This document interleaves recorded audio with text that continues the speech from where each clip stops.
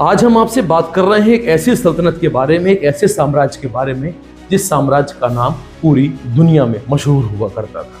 हम बात कर रहे हैं विजयनगर साम्राज्य की और इतिहासकारों की उस चिट्ठी के बारे में जिस चिट्ठी ने पूरे विजयनगर साम्राज्य को तहस नहस कर दिया। आज खंडहर, मंदिर खंडहर, स्त्रियों माताओं के बलात्कार हुए और पूरी सल्तनत ने हम्पी को आग के हवाले कर दिया।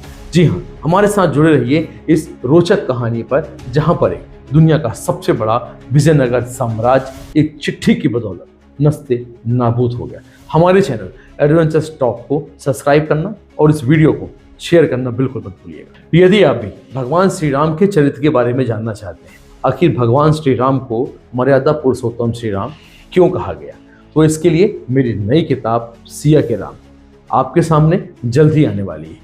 तो याद रखिएगा, मेरी नई किताब सिया के राम।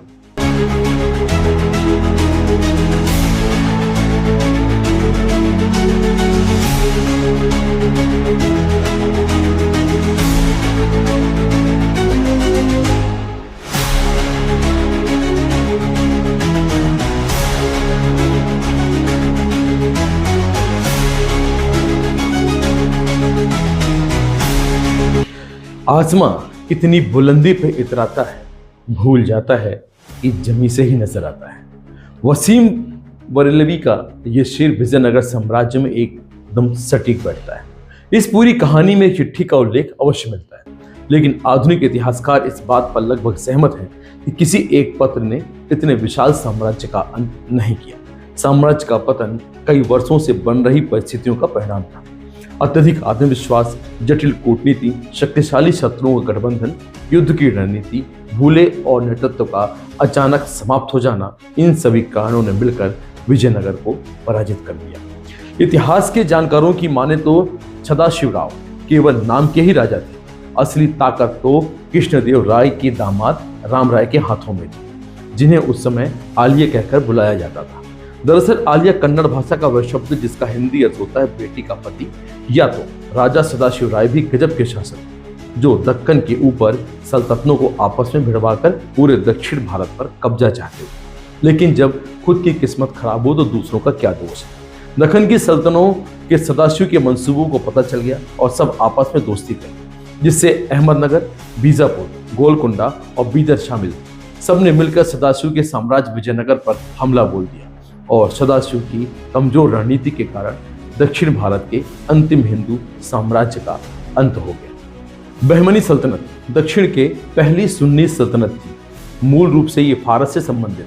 1347 में अलाउद्दीन खिलजी के दरबारी के भतीजे जफर खान ने गुलबर्गा में इसकी नींव भी रखी थी। जफर खान का असली नाम अलाउद्दीन बहमन शाह था, जिसे हसन गंगू के नाम से भी जानते हैं। यह सल्तनत उन पुरों की यानी जानी जो मुख्य रूप से विजयनगर साम्राज्य से लड़े गए। साल 1347 से लेकर 1570 तक बहमनी सल्तनत ने दक्कन में खूब मनमानी की, लूट की, मारकाट, धर्म परिवर्तन जैसे काम किए। लेकिन साल 1509 में स्थितियां तब बदली जब कृष्णदेव राय विजयनगर साम्राज्य के राजा हुए। 1518 के हुए युद्ध में कृष्णदेव राय ने बहमनी सल्तनत को पूरी तरह से हराया। इससे बहमनी सल्तनत बिखर गई और बिखर के 5 छोटी छोटी रियासतों में बदल गई और बानी, हैदराबाद, गोलकुंडा, बीदर, बीजापुर और अहमदनगर। विजयनगर साम्राज्य पर कृष्णदेव राय का शासन था, जो कि बहुत छोटा रहा, केवल 20 सालों का इतिहास। लेकिन विजयनगर साम्राज्य पर यह काल बहुत ही महत्वपूर्ण था। कृष्णदेव राय बेलगाम पे हमला करने की साज बिछाते रह गए। बेलगाम उस समय आदिल शाह के कब्जे में हुआ करता था, लेकिन 17 अक्टूबर 1829 को अचानक कृष्णदेव राय को तेज बुखार आया और उनकी मृत्यु हो गई। कृष्णदेव राय के बाद कई राजा आए, जैसे अच्युत राय, वेंकट राय और फिर 1546 को विजयनगर के राजा बने सदाशिव राय, जो कि इतिहासकारों के मुताबिक कठपुतली राजा माने जाते थे। उधर बहमनी साम्राज्य में टूटकर बनी रियासतें विजयनगर से बदले की आग में झुलस रही और इस आग को हवा देने का काम किया 1563 की एक कहावत। 1563 में बीजापुर सल्तनत के सुल्तान अली आदिल शाह ने विजयनगर साम्राज्य के सामने रायचूर, मुदगल और अदुनी के किलों को वापस देने की मांग रखी, जो कृष्णदेव राय ने बहमनी सल्तनत को हराकर जीते थे। सदाशिव राय मंत्रणा के पश्चात अपने मंत्री राम राय के पास पहुंचे और राम राय ने आदिल शाह की मांग को ठुकरा दिया। इससे आदिल शाह भड़क गए और अपने साथी सल्तनत की मीटिंग बुलाई, जिसमें अहमदनगर के सुल्तान हुसैन निजाम शाह, गोलकुंडा के सुल्तान और बीदर के सुल्तान के बीच में बैठक में शामिल होने के लिए सभी लोग आए। सबने एक होकर फैसला किया कि मौका देखकर विजयनगर साम्राज्य पे हमला बोल दिया जाए।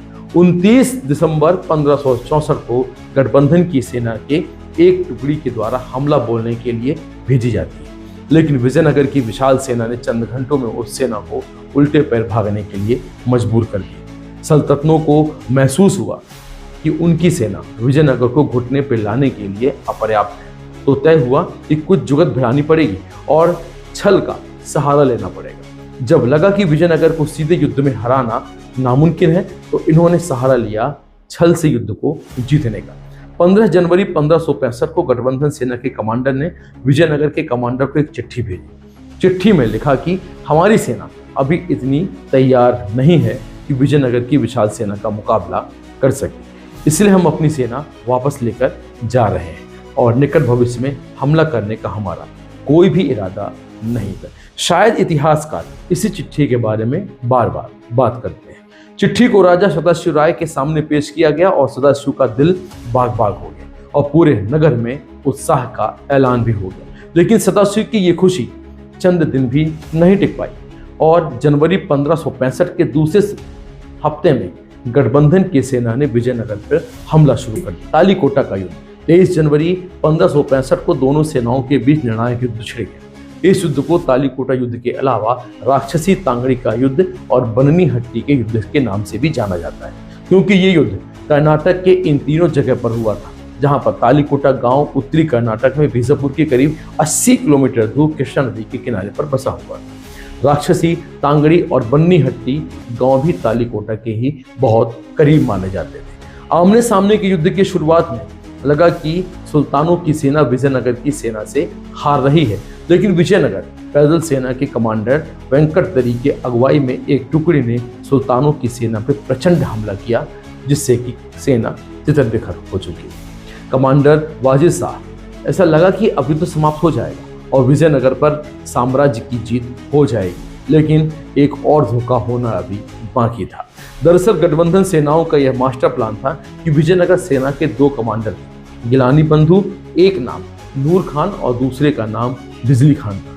ये विजयनगर सेना के मुस्लिम टुकड़ी का प्रतिनिधित्व करते थे। इन दोनों का गिलानी बंधु के नाम से भी जाना जाता था। इन्हीं गिलानी बंधुओं से सुल्तानों की बात तय हो गई थी कि वो युद्ध में विजयनगर की सेना को धोखा देने के लिए तैयार रहे। सदाशिव राय को इसकी भनक तक भी नहीं लगी।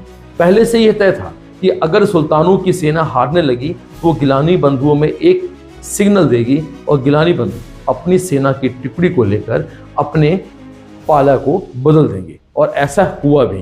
जब सुल्तानों की सेना ने गिलानी बंधुओं को इशारा किया और दोनों ने अपनी सेना की टुकड़ी और तोपों के साथ पाला वाकई में बदल दिया, तब उन्होंने सुल्तानों की 1 लाख सेना के साथ विजयनगर की सेना को काटना चालू कर दिया और एक ही झटके में कमजोर पड़ रहे सुल्तानों की सेना को हावी कर दिया। शाम होते ही सुल्तानों की सेना विजयनगर की सेना को मारती हुई मंत्री राम राय तक पहुंच गई और अहमदनगर के सुल्तान हुसैन अहमद शाह ने राम राय की गर्दन को काट दिया और आसमान की तरफ देखकर जोर से चिल्लाकर बोले, ऐ खुदा, मैंने अपना बदला पूरा किया, अब आगे जो भी सजा देना चाहो मुझे दे दो। यहाँ आदिल शाह कृष्णदेव राय द्वारा गिराई गई बहनमी सल्तनत की बात कर रहे थे, तो वहीं राम राय की मौत के घाट उतरने देने के बाद विजयनगर साम्राज्य घुटनों पे आ चुका था। विजयनगर साम्राज्य का एक बड़ा हिस्सा इस युद्ध के बाद छीन लिया गया। उस समय आदिल शाह के पास एक तोप हुआ करती थी। ये तोप एक तुर्क मोहम्मद बिन हुसैन रूमी ने 1549 में बनाई थी। तालीकोटा के युद्ध में यह तोप को खूब इस्तेमाल किया गया। इससे जुड़ा एक किस्सा ये भी है कि बीजापुर की सेना इस तोप की मदद से दुश्मन की सेना पे तांबे के सिक्कों की बौछार किया करती थी। जब सिक्के विजयनगर सैनिकों पे दागे जाते थे, तब सैनिक सिक्कों को बटोरने में लग जाते थे और मारे जाते थे।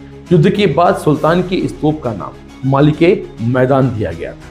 27 जनवरी का वह दिन जब विजयनगर की राजधानी हम्पी में जब सुल्तानों की सेना घुसी तब मंत्री राम राय के सर को भाले में फंसाकर पूरे शहर में इसका जुलूस निकाला गया और अगले 5 महीनों तक खूब लूटपाट की गई, स्त्रियों का बलात्कार किया गया, मंदिर ध्वस्त किए गए।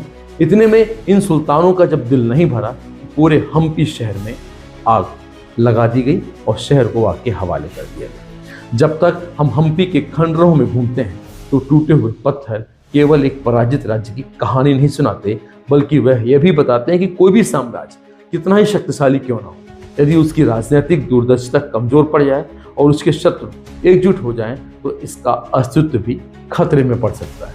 इसलिए एक चिट्ठी से विजयनगर का पतन इतिहास की एक लोकप्रिय कथा अवश्य बन चुकी है, लेकिन प्रामाणिक इतिहास यह बताता है कि विजयनगर का पतन किसी एक पत्र से नहीं बल्कि वर्षों तक विकसित हुई राजनीतिक, सैन्य और कूटनीतिक परिस्थितियों पर परिणाम था। यही इतिहास का सबसे महत्वपूर्ण और प्रमाण आधारित पहलू था।